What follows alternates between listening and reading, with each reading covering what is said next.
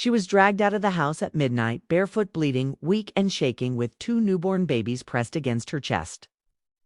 While the door slammed shut behind her like a final judgment, no warning, no mercy, no hesitation, just darkness, cold, air and silence swallowing a woman who had given everything. Moments like this destroy people, or they create legends, and what the people inside. That house did not know what they would soon pray to undo, was that the woman they threw away controlled power, wealth, and influence beyond their imagination. This story does not ask for sympathy. It demands attention, because every second from this night forward will tighten a trap so precise, so patient, and so merciless that, by the end, no one will escape unbroken. Her name was Serena Whitmore, and to the outside world she looked like nothing more than a discarded wife, a fragile, exhausted mother with hollow eyes and trembling arms.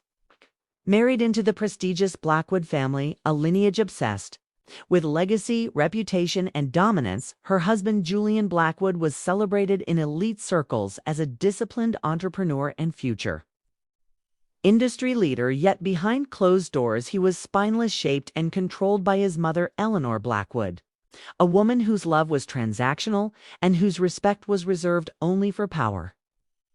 Serena had entered their world quietly years ago, refusing extravagance, avoiding attention, choosing simplicity and loyalty over display, and this silence became her greatest mistake. The twins she held, Noah and Lucas, had entered the world just 48 hours earlier, born prematurely, their tiny fingers wrapped around her skin.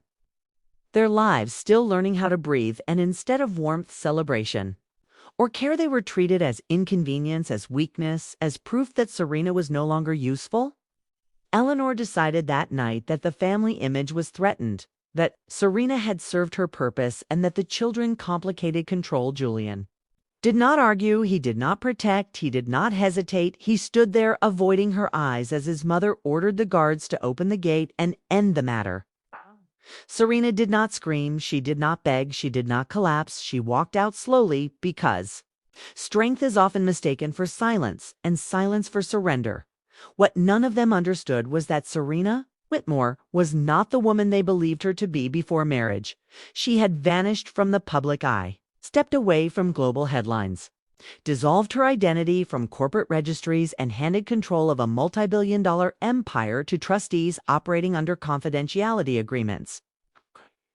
She had done this not out of fear but out of love, believing that trust was stronger than power and family more valuable than dominance.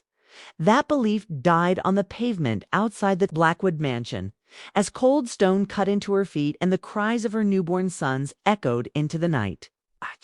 This is not a story about sudden revenge. It is a story about precision, timing, and psychological warfare. Serena would not strike immediately, because real destruction requires patience and vision over the coming days, weeks, and months.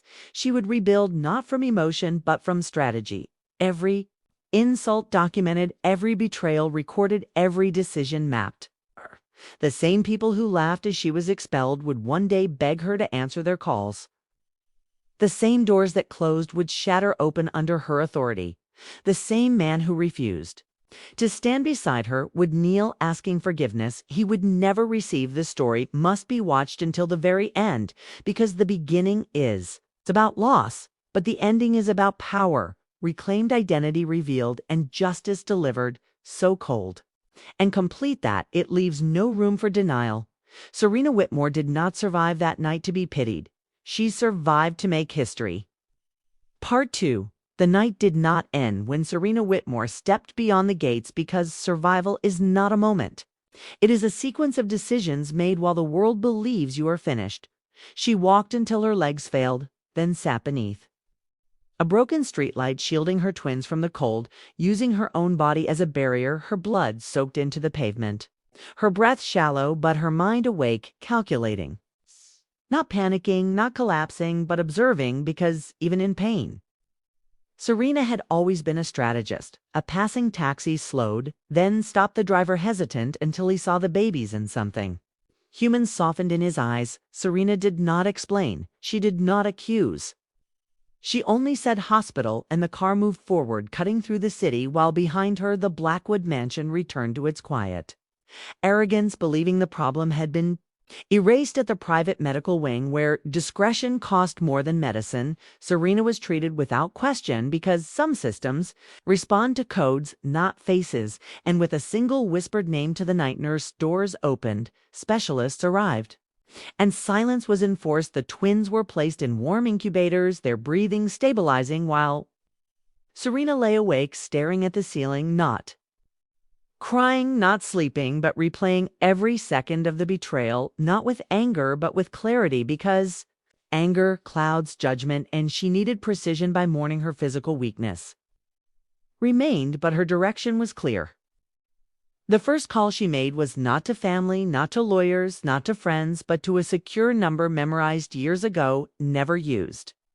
Until now, a man answered immediately, addressing her as Madam Chair, and in that moment, the life she buried resurfaced without ceremony. Serena instructed him to activate dormant protocols, freeze discretionary movements, and prepare confidential briefings. She ended the call before questions could form because authority does not explain. The second call went to trustees who had managed her empire in absence, men and women. Bound by contracts, stronger than loyalty, and motivated by respect. Earned over decades, they were informed that silence was over and leadership had returned. No announcements, no press, no shifts visible to the public. Just alignment, because power moves quietly when done correctly over the next 48 hours. While the world believed Serena Whitmore was a disgraced wife. Seeking shelter, she was reinstated as controlling authority over assets, spanning technology, logistics, pharmaceuticals, and private equity. Her digital signature unlocking systems that had waited patiently for her return. Meanwhile, the Blackwoods began their morning, confident, relieved, and careless. Eleanor hosted breakfast, discussing image repair. Julian avoided thought and guilt by burying himself in routine, and none of them noticed the first tremor as credit facilities flagged minor delays, emails, unanswered approvals, pending nothing alarming, just unusual. Within a week, Serena was discharged from medical care, relocated to a private residence registered under an offshore entity, the twins now strong enough to rest against her chest, and for the first time, she allowed herself to look at them fully, not as symbols of loss, but as anchors of purpose. She named their future in her mind, not in wealth, but in security, dignity, and truth. Serena then began phase one, not revenge, not exposure, but insulation. She secured legal guardianship, documentation, medical records, and international travel rights, ensuring no Blackwood claim could ever touch her children. She hired a private intelligence firm not to spy, but to observe patterns, because every empire leaks information through habits and arrogance. The reports arrived daily, structured, clean, and devastating. Julian financial missteps, Eleanor manipulations, tax vulnerabilities, public image weaknesses. Serena read everything without reaction, cataloging pressure points while the Blackwoods remained unaware, enjoying their illusion of control. The first public consequence came quietly when Julian pitch for expansion failed. Due to an unnamed investor withdrawing support, he blamed market timing, unaware that the investor had received a private briefing 6 hours earlier outlining reputational risks tied to the Blackwood name. Eleanor sensed resistance for the first time, but dismissed it as temporary. Serena did not celebrate because victory was not the goal, dismantling was. This story continues not with confrontation, but with erosion, because the most brutal revenge is not loud, it is inevitable. And as Serena rocked her sleeping twins beneath soft lights far from the house that cast her out, she allowed herself one silent promise made not in hatred but in certainty. This will end exactly as it deserves. Power reveals itself first through absence, and the Blackwoods began to feel it without understanding its source. Meetings that once opened doors now ended in polite delays. Calls that were always returned slipped into silence, and numbers that once bent in their favor began resisting. Julian noticed first, not as fear but as irritation, because men like him are trained to assume the world will correct itself. Eleanor noticed next, not as concern but as insult because women like her believe resistance is disrespect and disrespect must be crushed. What neither of them understood was that this was not chaos, it was choreography. Every delay, every refusal, every unanswered message followed a structure Serena Whitmore had designed years ago and reactivated. Without noise, the private intelligence reports continued to arrive mapping the Blackwood dependencies suppliers who relied on Serena hidden subsidiaries. Banks, whose risk exposure traced back to her holding firms and political connections, sustained. Through donations rooted via her foundations, none of which carried her name publicly, the Blackwoods had risen by standing on platforms they never owned, and Serena was now removing them plank by plank. Meanwhile, Serena herself remained invisible. Registered under legal veils, her movements masked her presence untraceable as she watched not from distance but from the center because power does not sit outside. The boardroom, it lives inside it. The first crack became visible when Julian received notice that his primary logistics partner would not renew its contract, citing strategic realignment. Eleanor stormed into offices demanding explanations. Threatening influence she no longer had, and for the first time doors closed in her face politely. Firmly, permanently, she blamed Serena, dismissed her as irrelevant, laughed at the idea that a woman expelled with newborns could cause disruption. This denial was necessary because accepting the truth would shatter her identity. Serena allowed this illusion to persist because arrogance accelerates collapse. Phase 2 began with exposure, not public, not legal, but reputational signals. Whispered into elite circles, suggesting instability, governance risk, internal conflict, nothing defamatory, only questions, and the wealthy fear questions more than accusations. Invitations dried up, charity boards paused, confirmations, dinners canceled, and Eleanor, who once commanded rooms, found herself observing from the margins. Julian attempted recovery by seeking new funding, but each pitch failed at the final stage. Approvals withheld, committees divided, confidence absent. He returned home frustrated, angry, and humiliated, and for the first time his mother had no solutions because her tactics required intimidation, and intimidation fails against systems designed by those who understand fear from both sides, while the Blackwoods unraveled, Serena built. She returned to the boardrooms. She once abandoned her presence, commanding without introduction. Voices lowering when she entered decisions, aligning when she spoke. She did not mention betrayal. She did not seek validation. She focused only on execution because success is the loudest indictment. The twins grew stronger, sleeping peacefully, unaware that their future was being secured not with vengeance but with inevitability. Serena watched them and felt something colder than anger and stronger than love, certainty. She was no longer reacting. She was directing. The moment of realization arrived. Quietly, when Eleanor received a confidential advisory warning her of potential investigations into legacy accounts. She demanded names and answers and received only procedural language that offered no protection that night. Julian searched records, old documents, forgotten agreements, and found references to entities he could not trace linked to decisions that had once saved their business from collapse years ago. An anonymous intervention that had stabilized their finances during a crisis. He remembered thanking an unseen benefactor, never questioning why salvation arrived so easily. As he read, deeper patterns emerged, connections formed, and a name surfaced buried beneath layers of legal architecture. Serena Whitmore, his breath caught. Denial cracking into fear because memory aligned with truth. The woman he abandoned had not disappeared. She had simply stepped back into herself. And in that moment, when understanding finally reached him, it was already far too late. Realization does not arrive like thunder. It seeps in slowly, contaminating every thought until denial collapses under its own weight. And that was the state Julian Blackwood entered when he finally understood that the woman he cast out was the foundation beneath.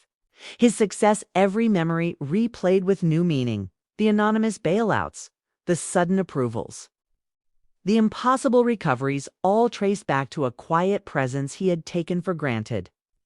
Fear replaced arrogance, and for the first time he spoke Serena. Name aloud, not in anger but in desperation. Eleanor. However, reacted differently because power addicts do not accept loss. They escalate. She summoned lawyers, consultants, and political allies demanding immediate countermeasures, but each attempt failed.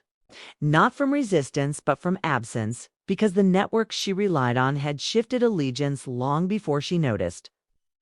Serena had not attacked. She had absorbed, leaving nothing to fight Eleanor. Planned confrontation, convinced that intimidation could still work, and arranged a meeting through intermediaries believing. Serena would crawl back, seeking apology instead. The invitation was accepted without comment and scheduled on. Serena terms in a neutral corporate tower, unbranded, unmarked. And sterile the day arrived, and Eleanor entered the room first, expecting dominance and receiving silence. Serena entered moments later, composed, controlled, and unrecognizable. Not as a victim, not as a mother, but as authority. Her presence altered the atmosphere, and without raising her voice, she dismantled the illusion. Eleanor attempted threats. Serena responded with data, timelines, contracts, and documented dependencies. Not accusations, just facts, layered with consequences. Julian arrived, late, disheveled, and broken, his confidence already hollow, and when he saw Serena holding a tablet displaying financial histories, his last defenses collapsed. He attempted apology framed as misunderstanding Serena allowed him to speak because listening costs nothing. Then she spoke once, and in that moment, every role reversed. She explained that she had never needed revenge because she owned outcomes. She revealed that the Blackwood Empire had functioned for years on her silent support, that she had withdrawn not to punish, but to reclaim balance. The meeting ended without shouting, without drama, because execution does not require emotion. Eleanor left shaken, Julian left empty, and Serena returned to her children uninterrupted. Phase 3 began immediately. Asset reallocations, completed regulatory inquiries, advanced, and partnerships dissolved permanently. Public narrative shifted without her involvement. Stories of mismanagement surfaced, questions grew, and confidence evaporated. The Blackwoods attempted damage control, but without allies or leverage, they were exposed and isolated. Serena did not appear in press.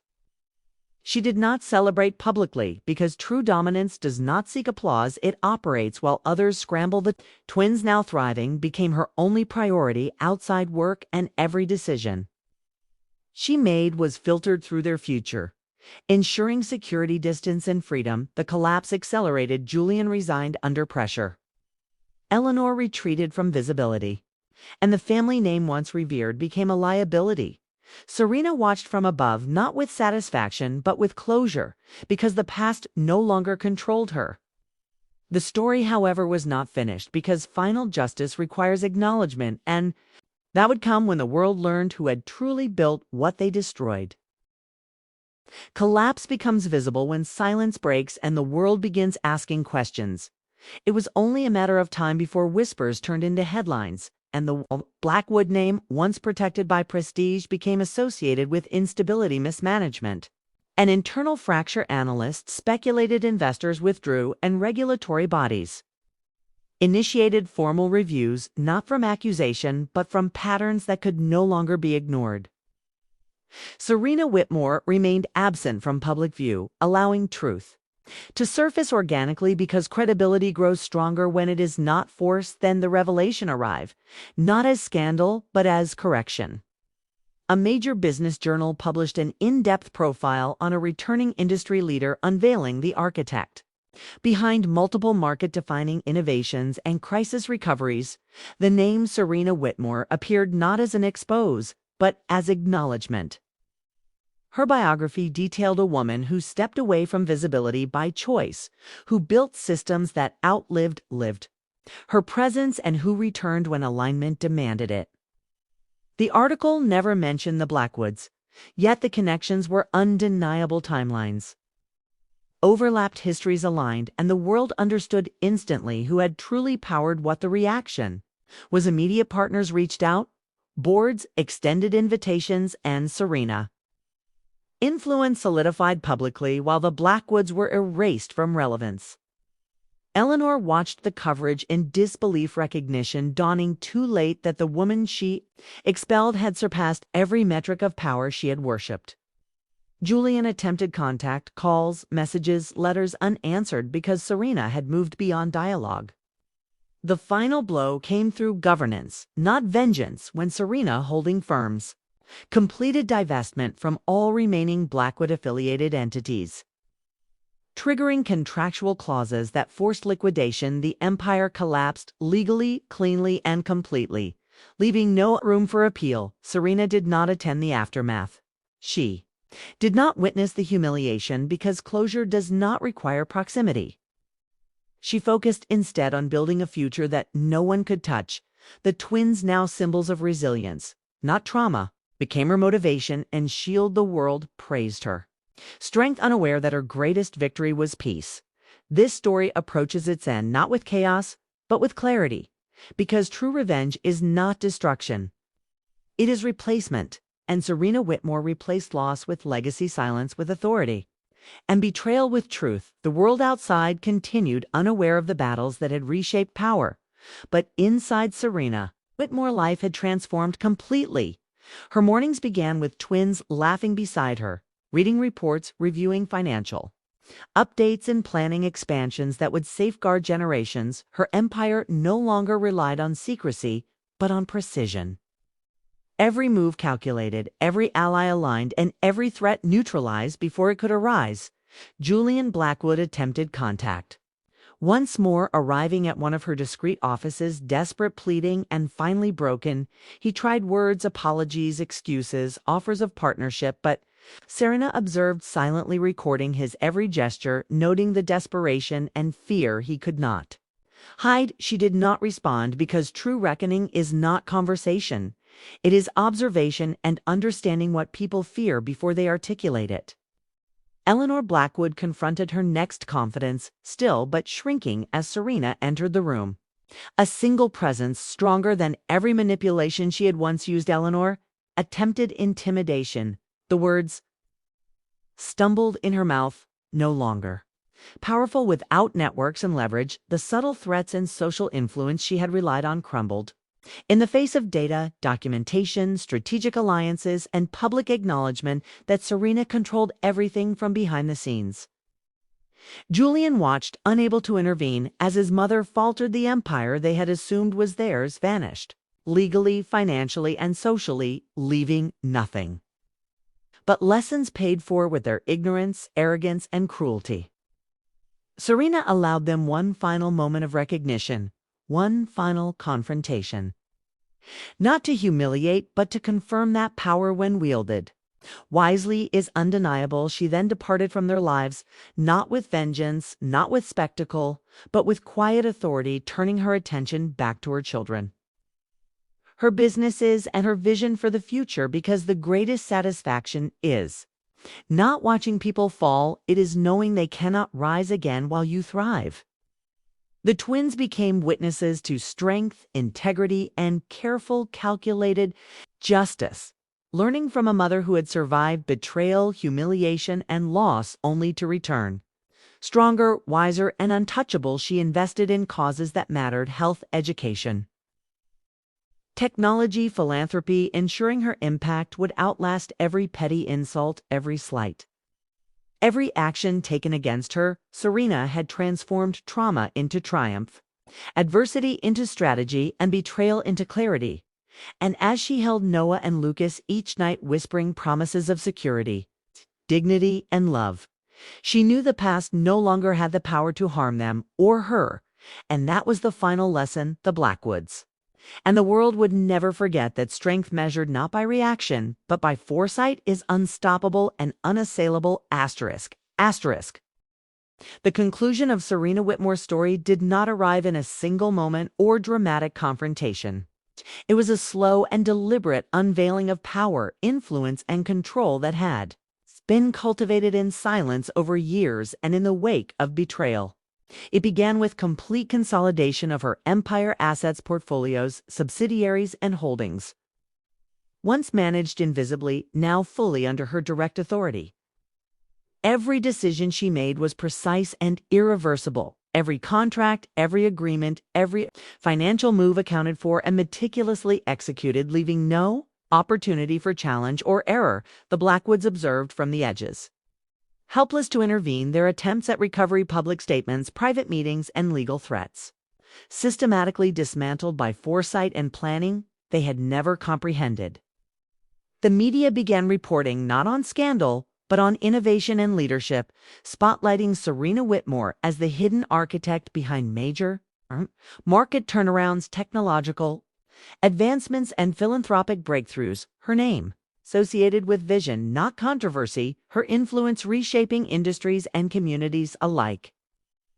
The twins grew under her guidance, surrounded by love, discipline, and the understanding that power must be tempered with wisdom. Serena invested in education programs, mentorship initiatives, and technological development projects, creating a legacy untouchable by personal vendettas. Her public persona cultivated carefully, allowing her to be seen as inspiring and competent, while private enforcement mechanisms ensured no one from her past could interfere with her plans. Julian and Eleanor Blackwood continued to attempt engagement, but every approach met with polite professional dismissal or direct enforcement of legal boundaries preventing interference.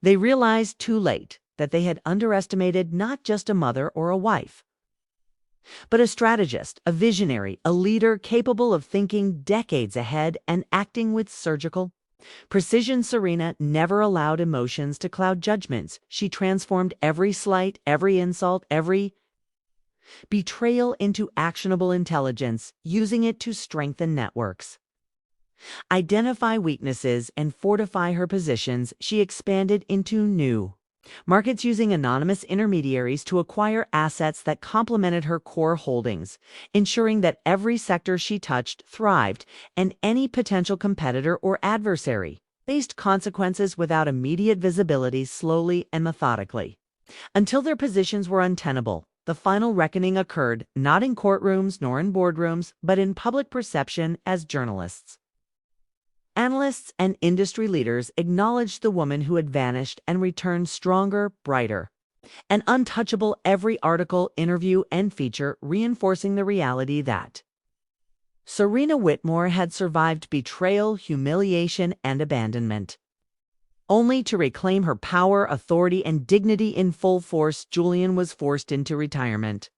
Eleanor receded from public life, unable to rebuild credibility, and influence evaporated. The twins observed all of this with understanding growing with them, learning from a mother who embodied resilience, strategy, patience, and precision. Serena instilled in them the values of focus, foresight, discipline, and integrity, ensuring that they would inherit not just wealth, but the lessons necessary to maintain power responsibly. Her final moves included establishing foundations named after her, children investments in sustainable industries, and international partnerships that secured her influence globally and rendered the Blackwoods irrelevant outside private recollection. She had transformed what once was a moment of devastating loss into a life defined by mastery and control. The story concluded not with spectacle or vengeance, but with permanence. Serena Whitmore emerged from betrayal not just intact, but unassailable, leaving behind a blueprint of calculated justice, patience, and strategic triumph that would be studied and admired for decades.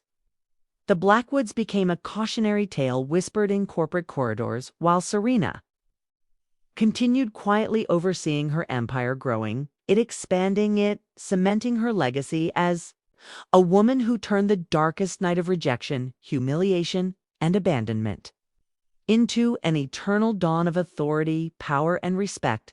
The twins, safely nestled in her arms, learned the ultimate lesson: strength is silent, strategy is deadly, and those who underestimate you will always fall last and hardest. And as Serena gazed upon her children and her empire, she understood that true revenge is not noise, not anger, not spectacle, but complete restoration, reclaiming everything lost, transforming pain into power, and ensuring that nothing and no one could ever diminish what she had rebuilt, and that is the story that ends with absolute vindication and unchallenged dominance.